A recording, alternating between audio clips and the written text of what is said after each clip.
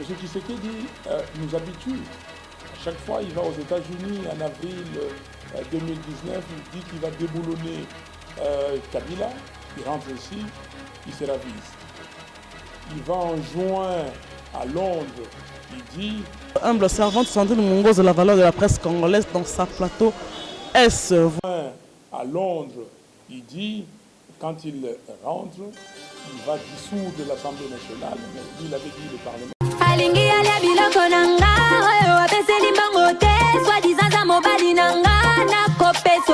Voilà.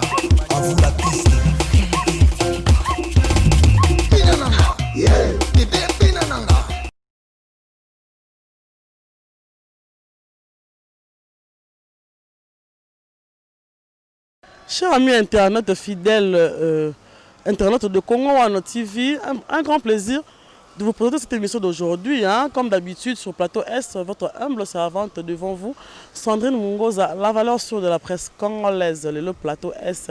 Et continue politique, merci beaucoup à mon boss Roger Bamba. Place aux alliés, qui va assister à toujours. Emmanuel Touji, Azawala la montage, le assisté ainsi que Hached Nassima Kamera, Ninge et Zalara d'habitude, Persimbi Simon Cordon, ainsi que mon bébé pour aujourd'hui. Mon bébé m'a assisté aussi aujourd'hui, Megan Moutombo, mon chou de cœur, mon m'aime beaucoup. Merci à ma fan, tous vos amis, notre club tout à l'heure là. Plateau S, le côté qui m'a politique, mouké, tu as ma peso le canal, mboka na biso, nabi que congolais, tous les libana mboka, ça na souci à mboka na yé, alingaraye ba comment ma besoin le canal mboka et bien que ça qui est dans mes familles quelque part, bazala toujours na kin et puis tout la nenge évolution mboka ezo kende. Voilà que tout ça qui na Farden House et si quand Martin Fayou la salle qui avec le meeting wana, tout ça qui sur place il y avait trop de gens, va qui belé mais c'est pas que sur la image oyo beaucoup tout à l'heure là-bas point oyo atena ki mingi na point de presse na ezala qui alobela ki minye mbo biso to yebi ma minye moninga zo lekana ba est ba rwanda ba lobi ki bomba za ba kolomboka ba pesa ba parti bino to yebi histoire wana ndenge ezali et alobeli yango et puis aza na souci et que mambwana et si là et puis alobeli susu bien aza contre ba ndeko ba rwanda te aza contre bango te poye patambolaka akendaka France akendaka États-Unis akendaka partout mais au moins va comprendre que eza mboka na bango te na besoin te ba simba terre na biso un peu terre na biso héritage na biso ko za la te si ko eza biso moko batu mususu ba yé toboyi bango te mabaye bazwa susu terre na biso eza na ba richesse na biso non ne sika oyo eza un peu contre bango mais alobi baza batu lokola ye donc baza na mwa tenu que boza na mboka batu mais bo hérité na oyo ezali terre na biso te quoi donc loko alobi kimi yango na me bola na mingi na image auto za nango wana et puis alobi lokola yaza président élu selon yé aza président élu ce qui lelo yaza ki na pouvoir alingaki quitte loko wana facilement alingaki alongola ba bloko wana tezo leka na ba est ba guerre zo leka kuna na ben ba de bazo kufa tozo mona na ba image na ba internet tozo mona bazo lela bazo kunda batu vivant ça fait mal tozo mona ngo et ceux qui yazala ki na place wana nga na facilité ya kosili ça et loko na metebi que le président aza sur place pe asa kitaki wana sa chaki déjà pe azo luka arranger déjà makambu ndenge ko singela pona mboka na ndenge aza na pouvoir et voilà donc moi moké oyo to retenaki par rapport ya point de presse oyo Martin Fayulu asalaki na Farden House na tikibino vous allez en compagnie ya chaîne Nation Congo One TV et botala image oyo et puis on se retrouver juste après pour botala on les cas qui une explication claire oyo apesa qui par rapport ya oyo na ko synthétiser moi moké voilà tout mani dans quelques minutes.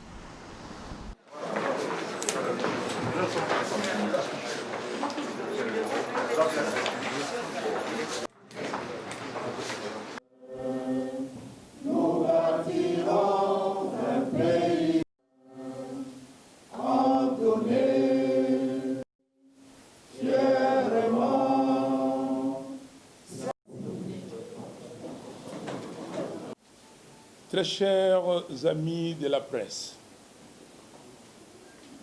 je vous salue tous et toutes et vous remercie d'être venus à cette conférence de presse qui se tient à un moment exceptionnel où tous les pays du monde se battent contre la pandémie de coronavirus.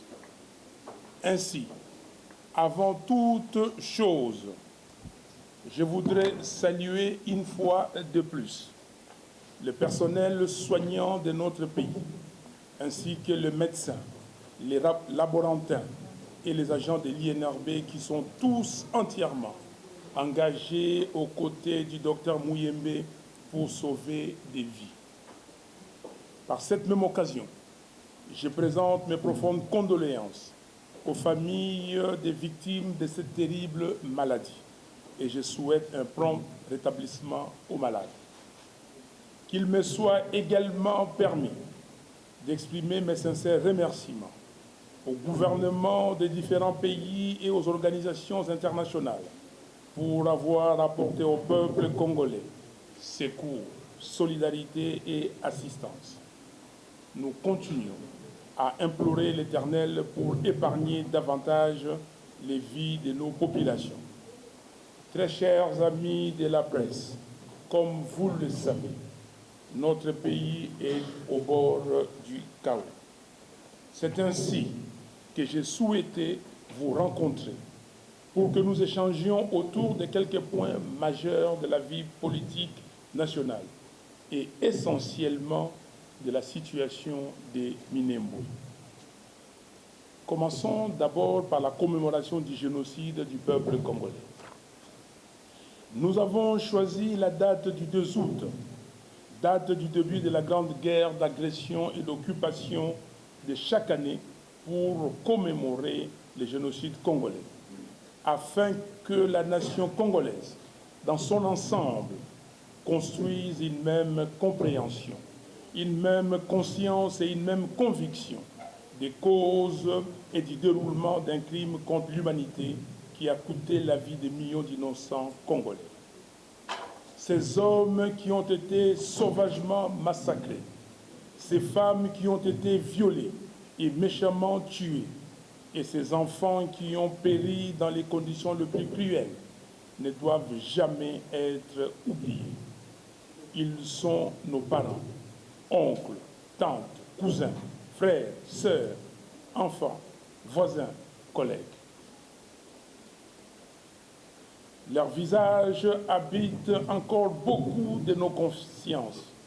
Leur voix résonne encore dans plusieurs de nos oreilles. Le 2 août de cette année 2020 à Kinshasa, dans toutes les provinces du pays et dans la diaspora à travers le monde, les Congolais étaient nombreux à dire avec panache que ces lourds tributs payés par notre patrie ne doit pas être oublié. Nous ne devons pas l'oublier. Nous avons décrété cette commémoration parce que ce souvenir d'une telle tragédie, c'est aussi et surtout à la fois vouloir comprendre le processus historique et social qui ont rendu possible cette violence inouïe et transmettre l'horreur de ces crimes pour que cette histoire ne se répète plus jamais dans notre pays. Nous avons décrété cette commémoration parce que c'est taire lorsqu'on est victime de génocide, c'est encourager les génocidaires à continuer leurs œuvres macabres sans crainte de représailles. Je remercie tous les compatriotes pour cette commémoration. Très chers amis de la presse, pour passer le flambeau de l'histoire du génocide du peuple congolais aux générations futures, engageons-nous dès maintenant non seulement à documenter cette barbarie contre l'humanité congolaise, mais aussi à l'enseigner à nos enfants par des livres, à travers des chansons, des pièces de théâtre, des films documentaires, au travers des musées, des stèles ou des monuments dans toutes les provinces de la République. Et décidons dès aujourd'hui qu'un jour, une ville de la RDC abritera les mémorials du génocide du peuple congolais. C'est ici le moment de vous inviter à avoir une pensée pieuse pour tous nos martyrs en observant une minute de silence en leur mémoire.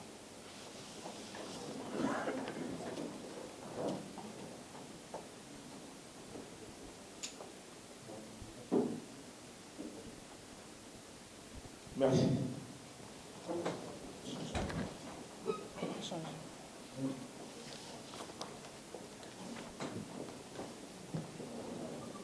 Très chers amis de la presse, quelle que soit, très chers amis de la presse, quelle que soit la nature ou l'ampleur du crime commis contre autrui, l'impunité est tout simplement inadmissible. Voilà pourquoi, de toutes mes forces, je soutiens et je demande à tous les Congolais de soutenir l'initiative lancée par le docteur Denis Mukwege, le prix Nobel de la paix, celle de la création d'un tribunal pénal international pour la RDC. Et je me battrai sans répit pour que le rapport Mapping soit exhumé de sorte que les persécuteurs du peuple congolais de tous bords soient traqués et déférés devant la justice. Tel est le deuxième point de ma communication, le rapport Mapping et la création d'un tribunal pénal international sur la RDC. Sans justice, on ne peut pas avoir de réconciliation. Il est donc impératif que les Congolais et le monde entier sachent ce qui s'est passé à l'est de la RDC, c'est-à-dire la vérité. Car de la vérité découlera la justice et la justice amènera réparation, prélude à la réconciliation. On ne peut pas faire autrement. La communauté internationale, qui dépense beaucoup d'argent pour la MONUSCO sans résultat palpable, devrait aussi œuvrer pour la justice. La justice qui viendra avec la mise en place du tribunal pénal international pour le Congo. Très chers amis de la presse, en Belgique, la loi du 23 mars 1995 punit quiconque nie, minimise grossièrement ou cherche à justifier les génocides commis par le régime allemand pendant la Seconde Guerre mondiale. En France, la loi Guesso, adoptée le 13 juillet 1990, punit d'1 an d'emprisonnement et de 45 000 € d'amende toute contestation des crimes contre l'humanité commis pendant la Seconde Guerre mondiale. En cela, législateurs belges et français ont suivi l'exemple de bien d'autres États du monde, où les outrages à la mémoire que sont le révisionnisme et le négationnisme sont condamnés et réprimés par des lois. Dans notre pays, l'ambassadeur du Rwanda en RDC réside confortablement à Kinshasa, après avoir tenu des propos niant et minimisant de façon caricaturale et téméraire les martyrs du peuple congolais à Kasika en 1998. Je salue le courage des différents mouvements citoyens, dont les braves jeunes de la Lucha, de Filimbi et autres, qui ont, en dépit du refus de l'autorité urbaine, organisé de vigoureuses manifestations pour exiger l'expulsion du représentant de Kigali à Kinshasa. Cette situation est révélatrice d'une faiblesse dont la source est, sans doute, le manque de légitimité des institutions de la République et de leurs animateurs. En effet, ces institutions et leurs animateurs, ne procédant pas du peuple, sont manifestement au service de ceux qui les ont portés. Parlons maintenant de Minembwe. L'installation tapageuse de Minembwe en commune rurale doit être comprise comme une tentative d'officialisation de la matérialisation de l'occupation.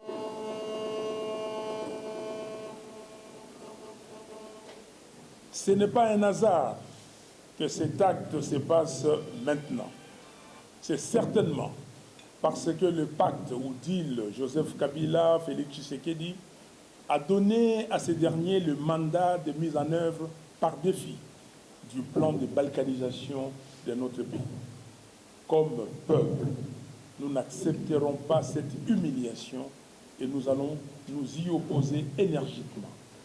C'est ainsi que je lance aujourd'hui un vibrant appel au mouvement citoyen aux partis et regroupements politiques, aux associations, aux syndicats, aux églises et à tous les citoyens congolais à dépasser les enjeux sectoriels et partisans pour faire barrage ensemble et par tous les moyens à cette tentative insidieuse de renforcement de l'occupation et du processus de balkanisation de notre pays. J'ai pris instamment, mes chers compatriotes, de se réveiller avant qu'il ne soit trop tard. L'heure n'est pas au découragement, car le mal congolais n'est pas une fatalité. L'heure est plutôt au réveil de la conscience collective et de la volonté populaire de mettre un terme définitif à un deal mafieux qui enchaîne le pays et prend tout le peuple en otage. L'heure est à la libération de notre pays et au retour à l'ordre constitutionnel. Libérons la RDC. Tel est le vaste mouvement populaire que je lance dès aujourd'hui. C'est par ce combat redoutable de notre génération que notre patrie sera à jamais débarrassée de ce système politique illégitime, voyou et corrompu, à la solde des occupants, qui n'hésitent nullement à utiliser la violence, la terreur, le mensonge et les achats de conscience pour conserver le pouvoir, en confisquant l'économie et les finances du pays et en livrant les ressources stratégiques de notre patrie aux convoitises zélées de leurs maîtres.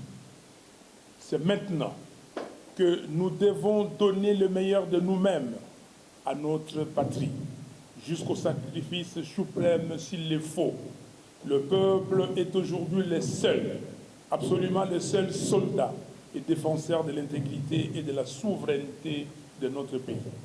Si aujourd'hui nous baissons le bras et nous laissons Minembwe entre les mains de ses occupants, demain nous n'aurons plus de pays. Nous serions le premier peuple d'Afrique à être asservi, occupé et colonisé par un autre peuple d'Afrique. Ainsi, je lance un vibrant et solennel. Ainsi, je lance un appel vibrant et solennel à toutes les Congolaises et à tous les Congolais pour une marche d'unité nationale et de défense de l'intégrité territoriale ce mercredi 14 octobre 2020.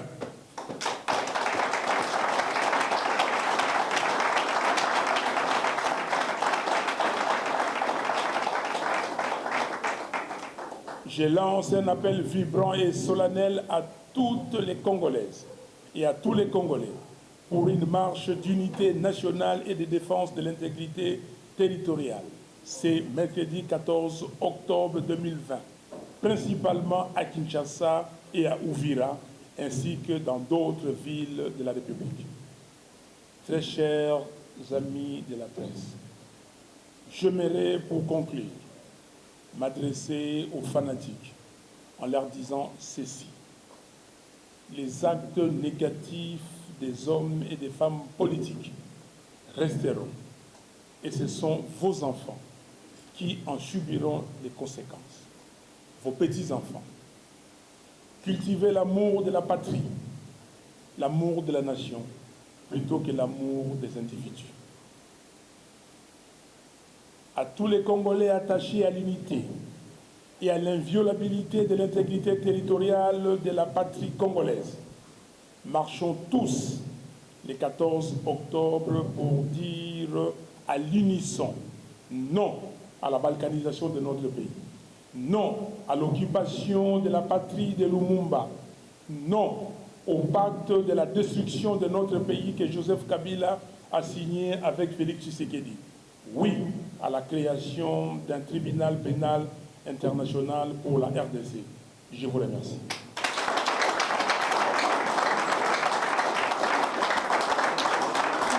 Maintenant, je prends une question.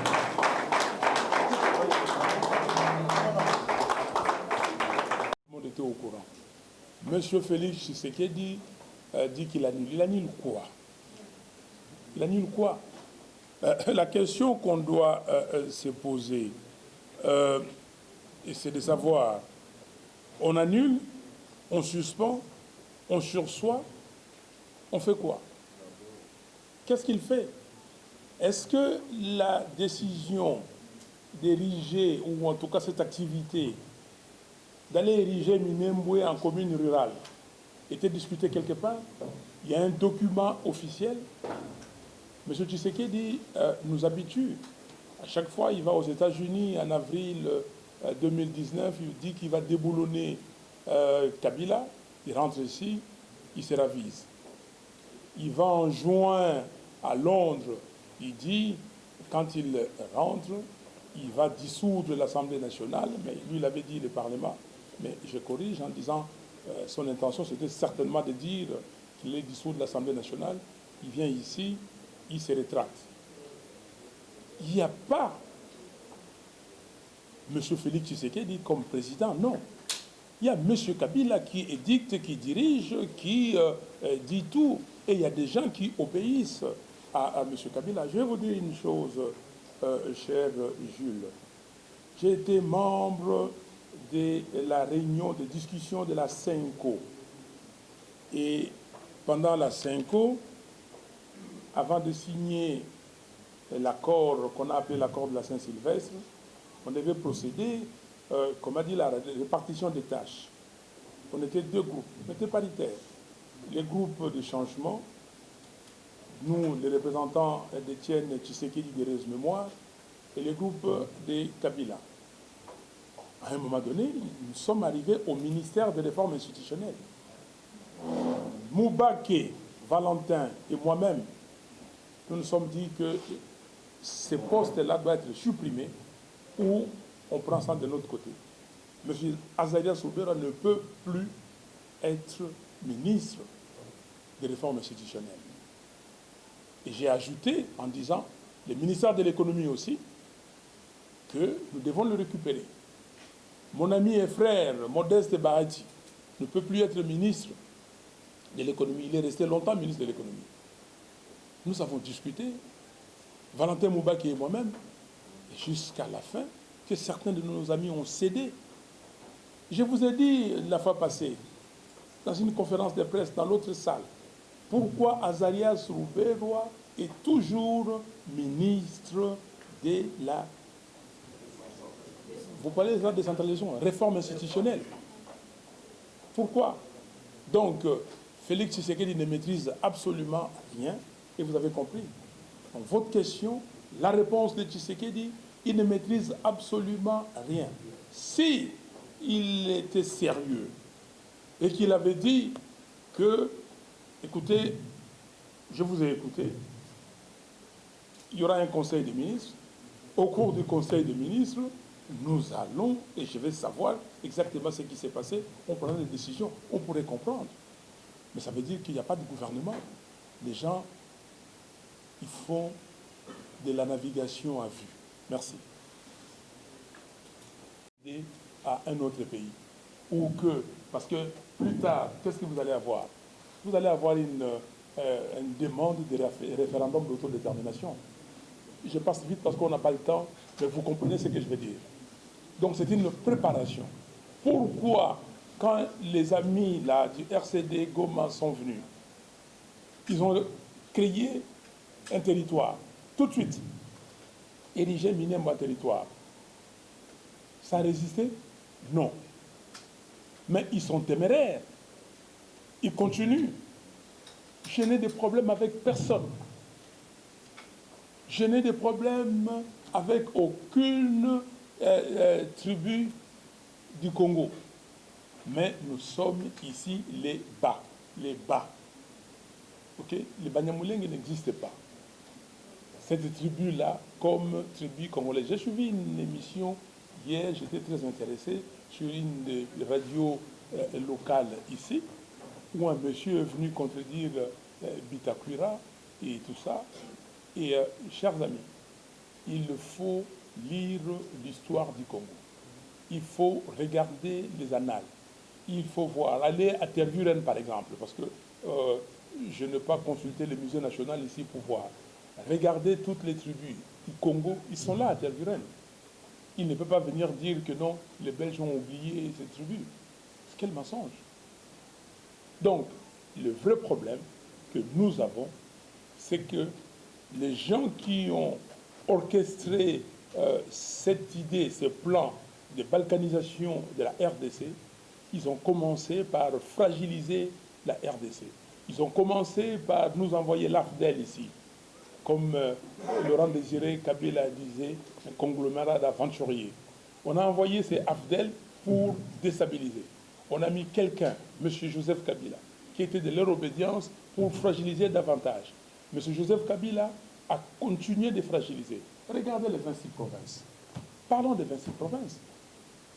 Faites un effort de mémoire, chers journalistes, chers amis de la presse. Allez demander aux sénateurs qui étaient sénateurs pendant la transition. Qu'est-ce qui a été décidé quand ils étaient envoyés dans les districts du pays pour requérir les informations auprès des citoyens pour la prochaine constitution à soumettre, ou le projet de constitution à soumettre au référendum. On a dit qu'il y avait des tendances, deux tendances. Il y a des gens qui voulaient qu'on reste dans les 11 provinces, 10 plus Kinshasa, et il y a des gens qui parlaient de 25 plus Kinshasa, mais ce n'était pas tranché. Il était dit dans les feuilles de travail que cette question sera posée au Parlement qui devra être mis en place. Le prochain Parlement, c'est-à-dire le Parlement qui a été mis en place en 2006. Mais comment Kabila et les siens se sont précipités pour mettre ça dans le projet de référendum? Vous voyez, Tanganyika. Quand vous allez aujourd'hui à Ituri, les gens de l'Ituri vont vous dire « Ah oui, hier, on se disait que nous sommes de la province orientale, tous. Et on peut dire que je suis de l'Ituri. Aujourd'hui, quand vous allez à Ituri, on a identifié 29 communautés. Et les communautés commencent à se battre entre elles. On commence à avoir des groupes, les groupes de 5, les groupes de ceci.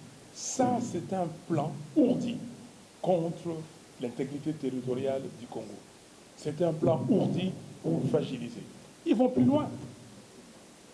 Ce que vous entendez ici, cette instrumentalisation du tribalisme. Qui ici est tribaliste? Eric Wemba, quand vous m'avez connu, vous savez quelle tribu j'étais? Non. Voilà. Beaucoup d'entre vous. Moi, mon nom Fayoulou, les gens disaient, ah, il est de Kivu. J'ai été dans les écoles, mes amis de l'école primaire et tout ça, parce qu'il faut commencer à aller dessoucher tout. Personne ne savait, parce que nous, on ne vivait pas comme ça. On était des quartiers. Mais comment on commence maintenant à instrumentaliser, à parler du tribalisme? Mais non, ça c'est un piège. Le piège, parce que quand vous allez parler de cette affaire de Banemoleng, on va dire, ah, ils sont des tribalistes. Mais les gens ne savent pas qu'ils sont piégés. Les gens ne savent pas qu'ils sont piégés. Parce que vous tous ici, vous regardez dans vos familles, il y a interprétation de tribus. Il n'y a pas qu'une seule tribu. C'est lui qui est né de papa Muntandu, et de maman Bafulero, et tout ça. Il est qui? Okay? Mais maintenant, l'enfant qui est issu de cette union, qui épouse une Ngwaka ou un Ngwaka, l'enfant qui est qui? Nous sommes Congolais. Et je dis à tout le monde qu'il faut faire attention. Qu'il faut faire attention à ceux qui instrumentalisent des choses pour leur côté. Je reste plus longtemps. Lisez ces livres-là, écrits sous la conduite des professeurs Kankonda et Mukoka. La République démocratique du Congo face au projet de balkanisation et de l'implosion. Tout y est. Merci.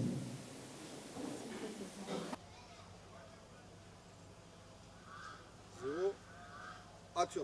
De retour sur notre plateau S, hein, j'espère que bah, fan Nabiso, bah, internet tout Bozolanda, Congo One TV Zara Abiso Morote, Mututu Kolanda vidéo, allez-le vraiment.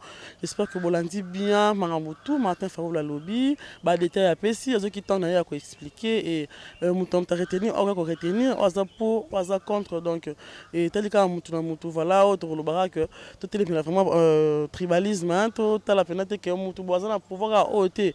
Donc tout la vie surtout Congolais. Nenge mututu azalaka donc azande konanga mukongo azande konanga musolo azande konanga muluba ande konanga donc tous à la unis ndi tolobara aimons nous vivants donc tous à lango penza bongo. Merci beaucoup na mututu bolandi ngai, merci beaucoup à mon boss Roger Bamba, na pesi merci sur notre tout bandanga libana mboka. Là je vois mon frère Alain Binsika, mon vieux chinois, mon papa Kapela na mon bande ko balike belé donc merci beaucoup na bi que Bokolanda autre côté qui le qui un peu de politique mais aux de temps en temps tu nous reçois l'image moko tout ça de façon que vous rappelez informer à travers Bissou. Merci beaucoup tout le monde est très prochainement Régie déjà Boyebinding tout Zalaka Emmanuel Hached Percy comme coordonnateur et Sandrine Mongoz de la valeur de la presse congolaise Bissou de tout ça la musala na Congo One TV tout le monde prochainement bye. Alingi ali biloko nanga oyo apeseli mbango te soi-disant